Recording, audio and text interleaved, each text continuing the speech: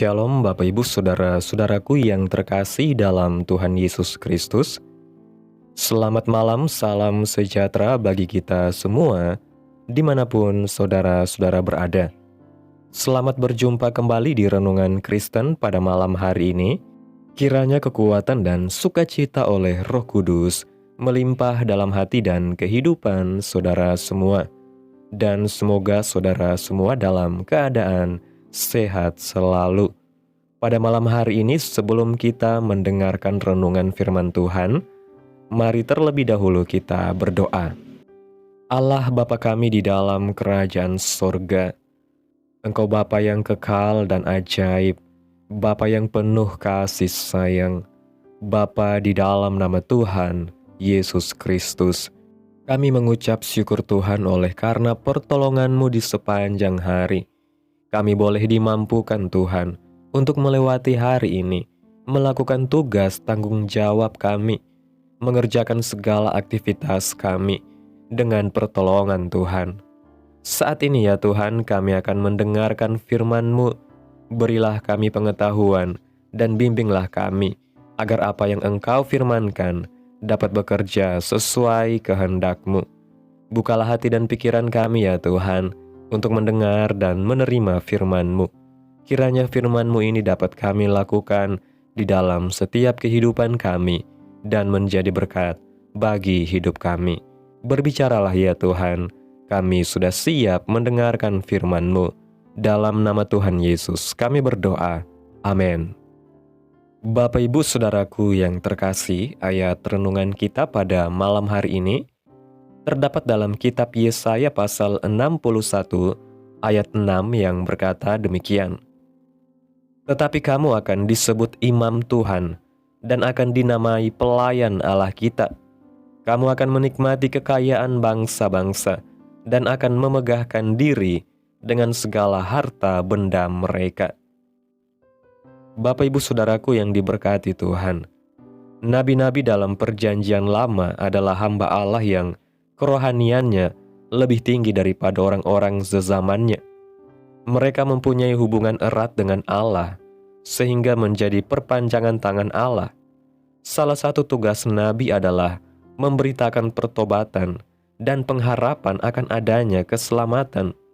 Begitu pula Nabi Yesaya, ia tidak berdiam diri, ia terus memberitakan kabar keselamatan, sekalipun umat perjanjian Allah tidak setia kepadanya.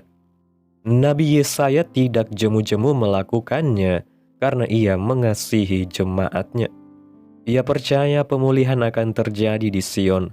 Bangsa itu tidak akan disebut lagi yang ditinggalkan suami atau yang sunyi, tetapi akan dinamai yang berkenan kepada Allah dan negeri yang bersuami.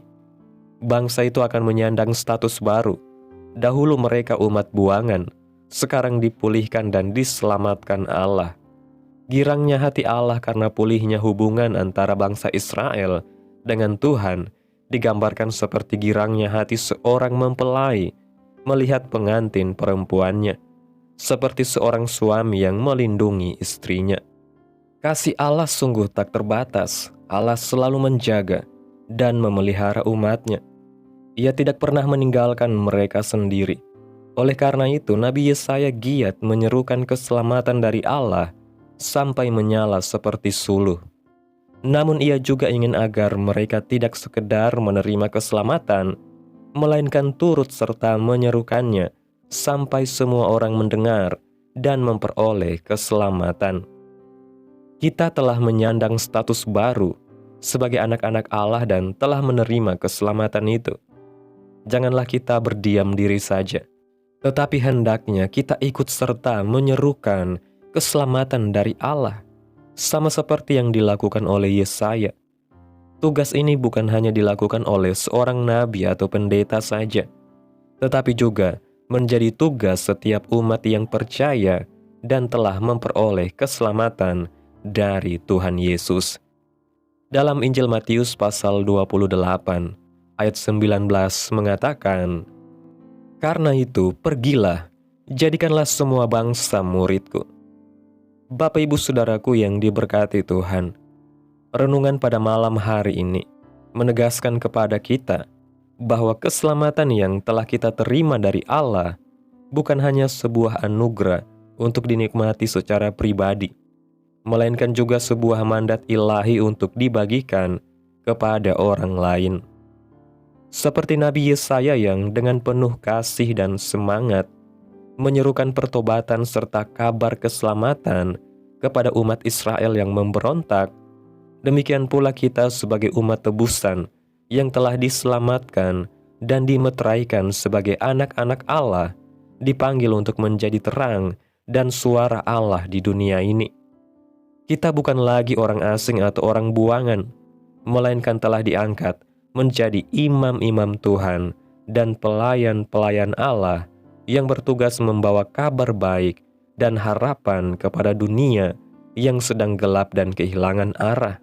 Pemulihan yang Allah janjikan kepada umatnya di zaman Yesaya bukan hanya berlaku bagi Israel, tetapi juga bagi kita semua yang percaya kepada Kristus.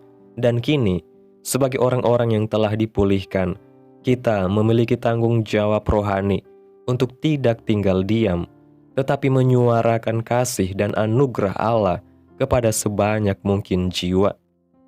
Perintah Tuhan Yesus dalam amanat agung agar kita menjadikan semua bangsa murid-Nya bukanlah tugas pilihan, melainkan panggilan suci yang harus ditanggapi dengan kesetiaan.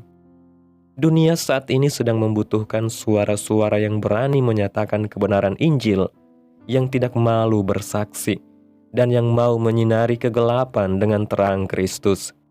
Karena itu, mari kita hidup sebagai imam-imam Tuhan yang sungguh-sungguh menjalankan peran kita, yaitu menyerukan keselamatan, menyatakan kasih Allah, dan membawa sebanyak mungkin jiwa kepada pengenalan akan Kristus.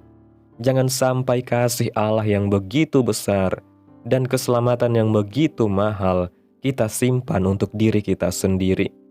Kita dipanggil untuk menjadi perpanjangan tangan Tuhan bagi dunia yang sedang merintih menantikan pemulihan. Amin. Tuhan Yesus memberkati. Demikianlah renungan firman Tuhan pada malam hari ini. Biarlah menjadi berkat bagi saudara yang mendengarkan. Dan untuk menutup renungan pada malam hari ini, mari kita berdoa. Allah Bapa kami yang ajaib dan mulia, Bapa yang kekal dan penuh kasih sayang, Bapa di dalam nama Tuhan Yesus Kristus, kami bersyukur Tuhan atas pertolongan-Mu, penyertaan-Mu, juga atas kasih dan berkat-Mu dalam kehidupan kami. Kami berbahagia dan bersyukur atas kebaikan Tuhan dalam hidup kami. Terima kasih Tuhan buat penyertaan-Mu di sepanjang hari yang telah kami lewati.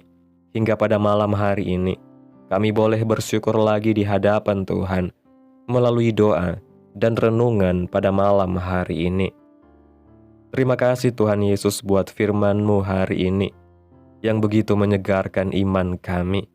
Terima kasih atas kasih dan anugerah-Mu yang begitu besar, yang telah memulihkan hidup kami dan memberikan kami status baru sebagai anak-anak-Mu, sebagai imam-imam dan pelayan-pelayan bagi kerajaan-Mu.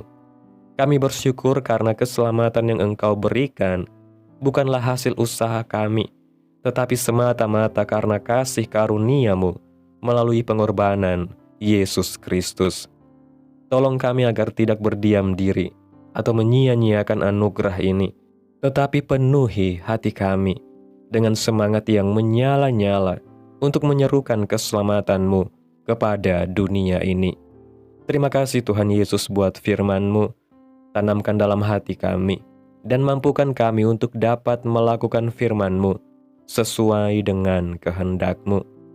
Biarlah firman-Mu terus menyegarkan jiwa kami, menghidupkan hati yang lemah dan lesu, dan membangkitkan harapan dan kasih.